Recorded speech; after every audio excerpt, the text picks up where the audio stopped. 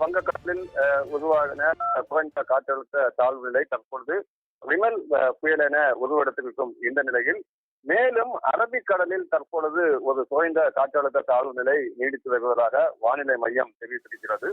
இதனைத் தொடர்ந்து கேரளாவை பொறுத்தளவில் மீண்டும் கனமழை 5 நாட்களுக்கு நீடிக்கும் என தற்பொழுது தெரிவிக்கப்பட்டிருக்கும் நிலையில் கேரளாவில் தொடர்ச்சியாக கனமழை என்பது பெய்து வருகிறது.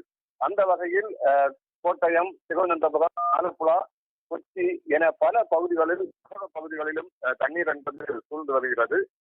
ஒவ்வொரு நீர்நிலைகளுக்கு மட்டுமன்றி அணை பகுதிகளுக்கும் முழு கொள்ளளவை எட்டி வரும் இந்த நிலையில் பெரும்பாலாக ஏராளமான வீடுகள், குறிப்பாக நூற்றுக்கணக்கான வீடுகள் தண்ணீர் என்பது புகுந்து இருக்கின்றன. அதே போன்று சாலைகளில் பெருக்கெடுத்து ஓடும் இந்த தண்ணீரால் வாகன ஓட்டிகளும் பெரும் சிரமத்துக்குள்ளாகி வருகின்றன. தொடர்ச்சியாக திருச்சூரை பொறுத்த அளவில் நகர பகுதியிலும் சரிதான், அதே போன்று மலையோர பகுதிகளிலும் கனமழை என்பது நீடித்து வரும் நிலையில் நகர பகுதியில் இருக்கும் ஒரு தனியார் மருத்துவமனையில் இந்த மழை நீரானது புகுந்திருக்கிறது.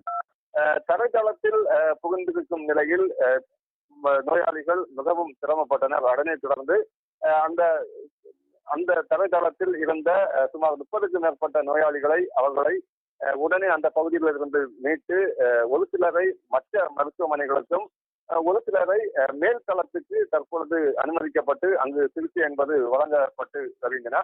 இதே போன்று கொச்சியை பொறுத்த அளவில் அங்கு 50க்கும் மேற்பட்ட வீடுகளில் நகர பகுதிகளில் இருக்கும் அந்த குடியிருப்புகளில் தண்ணீர் என்பது புகுந்து 50க்கும் மேற்பட்ட வீடுகளில் தண்ணீர் என்பது புகுந்திருக்கின்றன.